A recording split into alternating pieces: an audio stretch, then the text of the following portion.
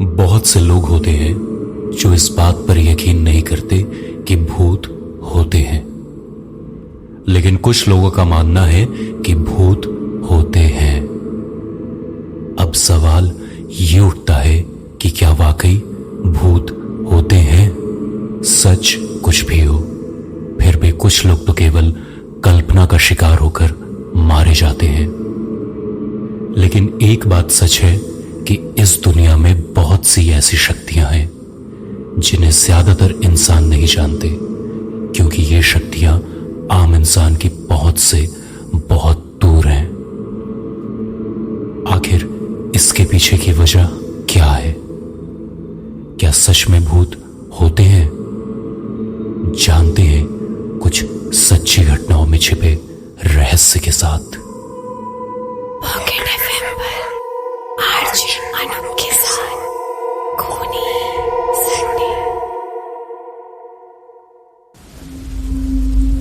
अगस्त की एक भीगी सी शाम थी।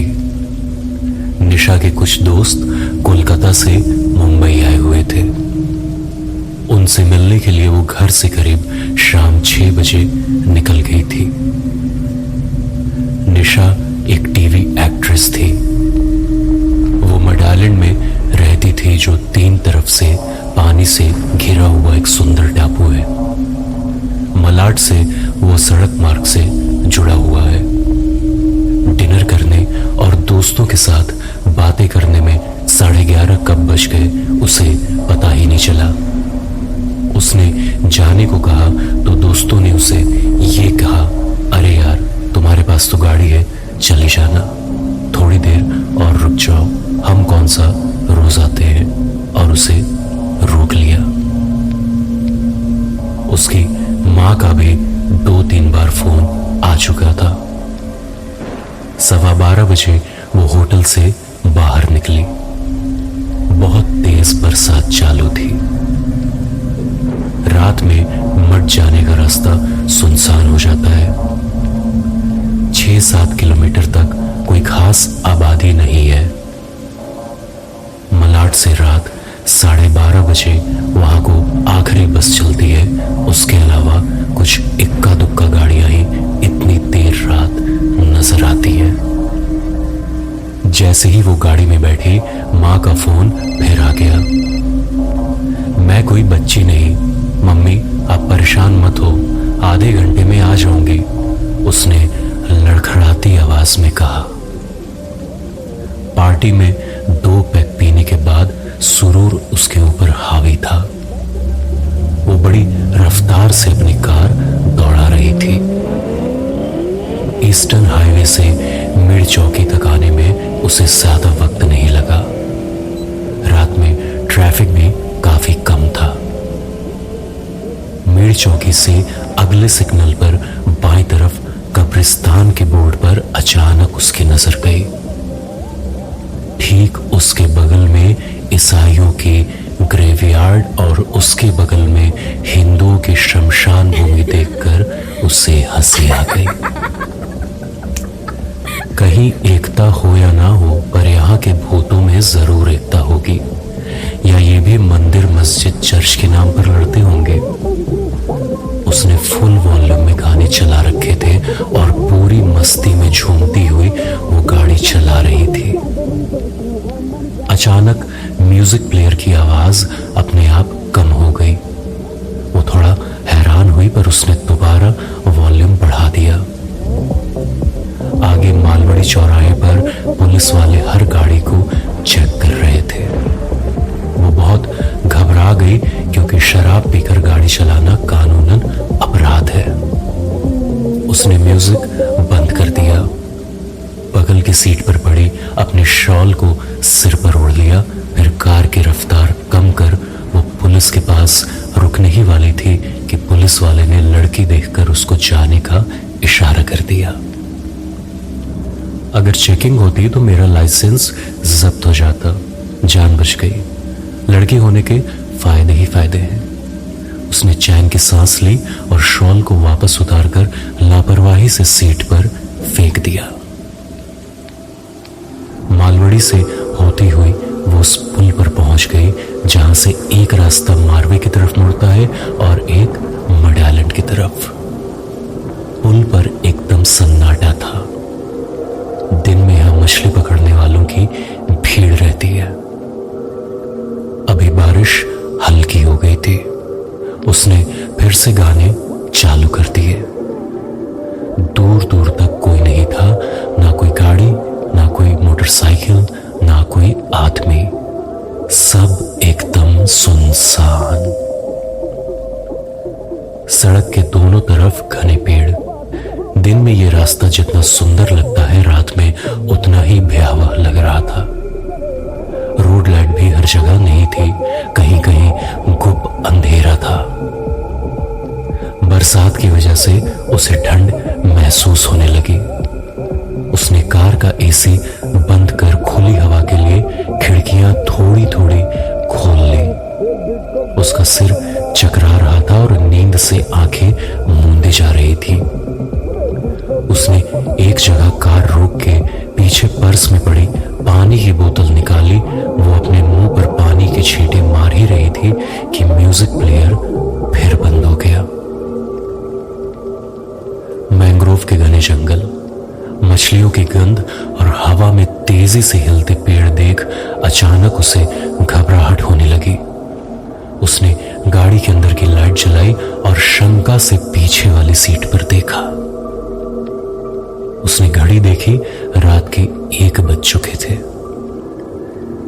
लगता है इसका कोई वायर ढीला हो गया है, कल सही करवाती हूं, कहते हुए उसने एक बार फिर म्यूजिक प्लेयर चालू कर दिया। अब तो बस भी जा चुकी होगी, मुझे इतनी देर वहां नहीं रुकना चाहिए था, उसने अपने आप से कहा।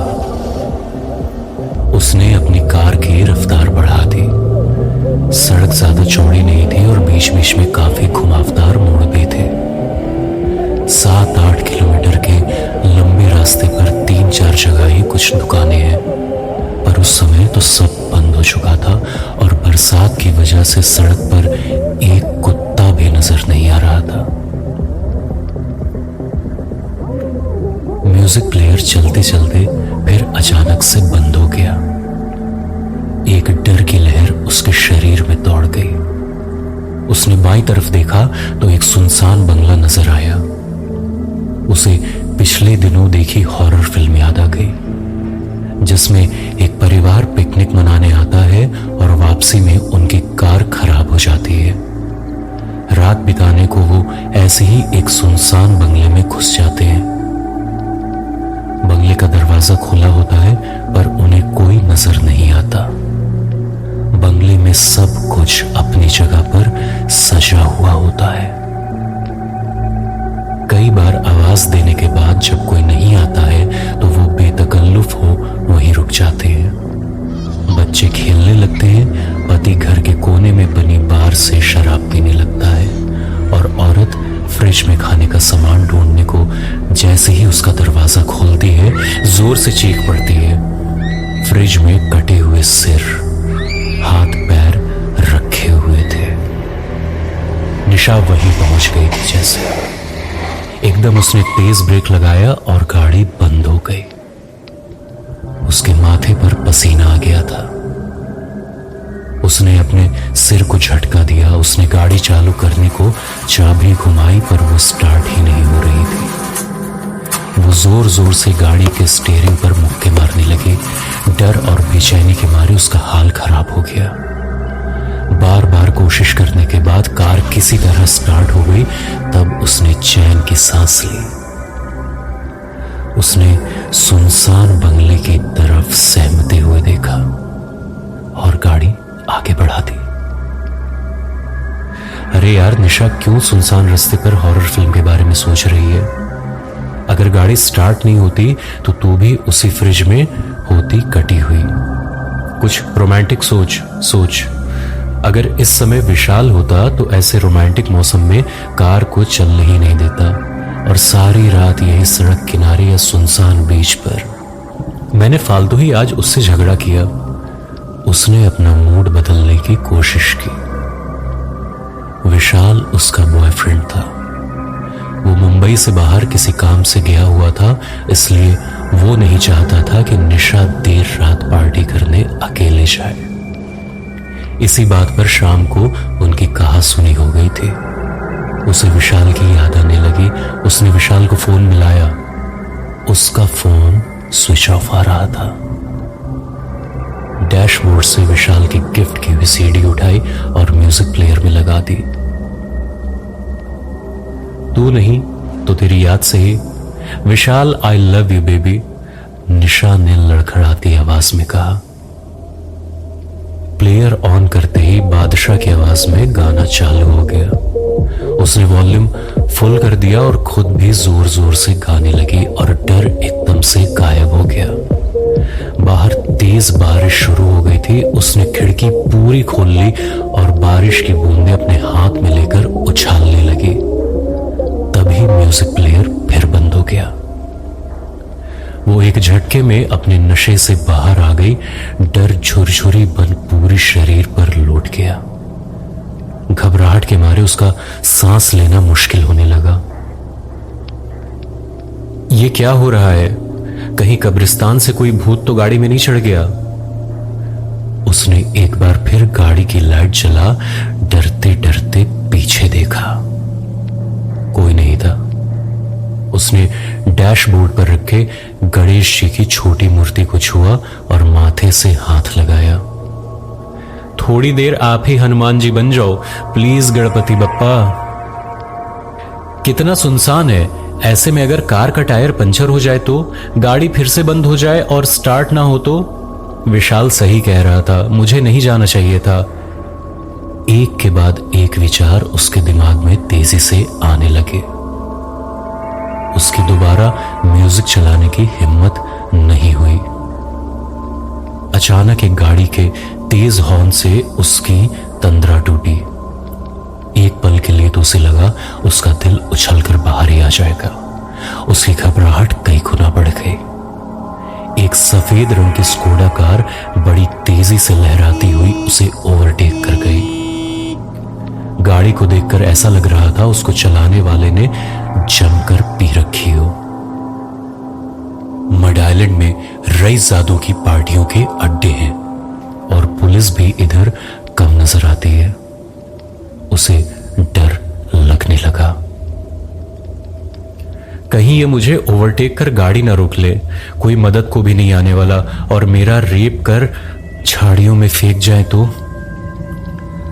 तरह तरह के बुरे ख्याल उसके दिमाग में आने लगे। अभी तक वो भूतों के ख्यालों से ही डर रही थी और अब ये असली हैवान आ गए थे। उसकी धड़कनें बढ़ने लगी।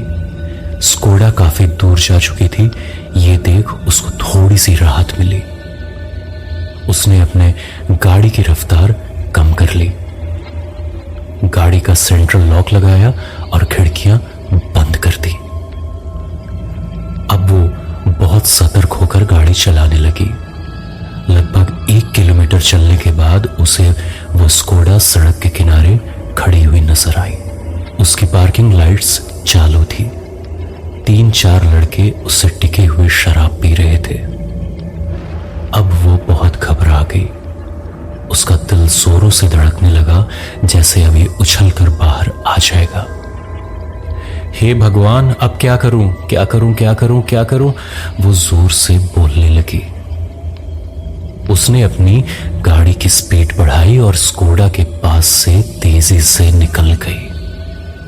उसके निकलते ही वो सभी लड़के स्कोडा में बैठ गए और उसका पीछा करना चालू कर दिया। शायद उन्होंने देख लिया था कि कार एक अकेली लड़की चला रही है। निशा की घबराहट का लेवल बहुत बढ़ गया था। उसका गला पूरी तरह सूखने लगा। उसने रोना शुरू कर दिया। वो बार बार आंसू पोंछती हुई कार के रियर व्यू मिरर में देखती कि स्कोडा कितनी दूर है। स्कोडा उसके पीछे पीछे हॉर्न बजाती हुई आ रही थी। कभी वो उसके एकदम साइड में ले लेते और कभी ठीक पीछे। गाड़ी में 4-5 लड़के थे जो शोर करते हुए पूरी तरह नशे में थे और जोर जोर से उस पर बत्ती बत्ती फप्तियां कस रहे थे। निशा को लगने लगा कि उसके जीवन का आखिरी दिन आ गया है। मैंने कभी नहीं सोचा था मुझे इस तरह मरना पड़ेगा। मां पर क्या बीतेगी। विशाल, काश तुम मेरे साथ होते। वो फफक कर रो पड़ी। अरे अब रुक भी जा जाने मन, एक आवाज जोर से आई। 100 नंबर पर फोन करती हूं। सोचते हुए निशा ने अपना मोबाइल उठाया। फोन की टच स्क्रीन हैंग हो गई थी। उसने 2-3 बार कोशिश की। लड़कों ने जोर जोर से हॉर्न बजाना शुरू कर दिया। घबराहट में मोबाइल हाथ से छूट सीट के नीचे गिर गया। उसने एक हाथ से स्टीयरिंग संभालते हुए मोबाइल को ढूंढने की कोशिश की, पर वो उसकी पहुंच में नहीं आ रहा था। आंसू और पसीने से उसका चेहरा तरबतर था। इसे तो रोकना होगा यार, बहुत बल खा कर गाड़ी चला रही है, दूसरे लड़के ने चिल्लाकर कहा। ये नशे में डूबी आवाजें उसके कानों में गर्म लावे की तरह घुस रही थी। उसे अपनी चेतना खोती हुई महसूस होने लगी। अचानक लड़कों ने स्कोडा की रफ्तार बढ़ा दी। निशा की कार को ओवरटेक करते हुए जैसे ही बाईं तरफ मोड़ा, एक जोरदार आवाज के साथ पुल की रेलिंग तोड़ती हुई स्कोडा मैनग्रोव के जंगल में भरे दलदल में जा गिरी। निशा ने पूरी ताकत से ब्रेक लगाया। एक झटके से उसकी कार रुक गई। उसकी आंखें फटी की फटी रह गईं। पुल के नीचे गिरी कार से मदद के लिए चीखने की आवाजें आने लगी। कुछ आवाजें दर्द से तड़पने की थी। वो स्तब्ध थी। उसका दिमाग सुन्न हो गया था। वो समझ नहीं पा रही थी कि अचानक ये सब क्या हो गया है। तभी मोबाइल की घंटी बजने लगी। मोबाइल की आवाज भी जैसे उसके कानों के पर्दे फाड़ रही थी। वो अपनी जगह से हिल भी नहीं पा रही थी। उसका शरीर पत्थर हो गया था। बरसात तेज हो गई थी। 5 मिनट बीत गए और वो अभी उसी जगह पर खड़ी थी। मोबाइल 2 बार बज के बंद हो गया। वो चाहकर भी मोबाइल को झुककर ढूंढ नहीं पा रही थी। दलदल से आने वाली चीखें थम चुकी थी। लगभग 20-25 मिनट बीत जाने के बाद उसने खुद को संयत करने की कोशिश की और अपनी आदत के मुताबिक कार के रियर व्यू मिरर में देखा तो एक सजी धजी औरत का चेहरा नजर आया। बड़ी काली आंखें, सुर्ख लिपस्टिक और माथे से बहता हुआ खून जो उसके चेहरे के बाएं हिस्से को ढके हुए था। वो एक झटके से मुड़ी, पर पीछे कोई नहीं था। उसने गाड़ी पूरी रफ्तार से भगा दी। वो चीखना चाहती थी, पर डर से उसकी आवाज निकलना बंद हो गई। उसने गाड़ी की लाइट जला ली और डर के मारे दोबारा रियर व्यू मिरर में नहीं देखा। बदहवास हो 15 मिनट गाड़ी दौड़ाने के बाद वो किसी तरह अपने घर पहुंची। उसने अपनी चाबी से दरवाजा खोला। चुपचाप मां के कमरे में जाकर उनके पास लेट गई। अपने कमरे में जाने की तो उसकी हिम्मत नहीं हो रही थी। मैं कहती थी ना, इतनी रात में उस रास्ते से आना जाना खतरनाक है, पर तू कभी सुनती नहीं। कल रात एक्सीडेंट हो गया, सब मारे गए। मां हाथ में चाय और अखबार लिए उसे जगा रही थी। वो एक झटके से उठ बैठी। उसने अखबार छीनकर खबर देखी। बड़े बड़े अक्षरों में लिखा था, भूतिया पुलिया से टकराकर एक और कार दुर्घटनाग्रस्त। गाड़ी में सवार 5 लड़कों की मौत। लड़के स्कोडा कार में थे और सभी ने भारी मात्रा में शराब पी रखी थी। पुलिस ने बताया कि रफ्तार की वजह से उनका गाड़ी से कंट्रोल खो गया और गाड़ी पुलिया की रेलिंग तोड़ते हुए खाई में गिर गई। पर स्थानीय लोगों ने इसे उस दुल्हन की भटकती आत्मा का कारनामा बताया, जो अक्सर देर रात इस जगह के आसपास अक्सर घूमती है और गाड़ियों से लिफ्ट मांगती है। गाड़ी के शीशे में दिखे दुल्हन उसकी आंखों के आगे नाच गई। हाथ से गिरा अखबार उसे देख रहा था। पॉकेट एफएम पर Energy.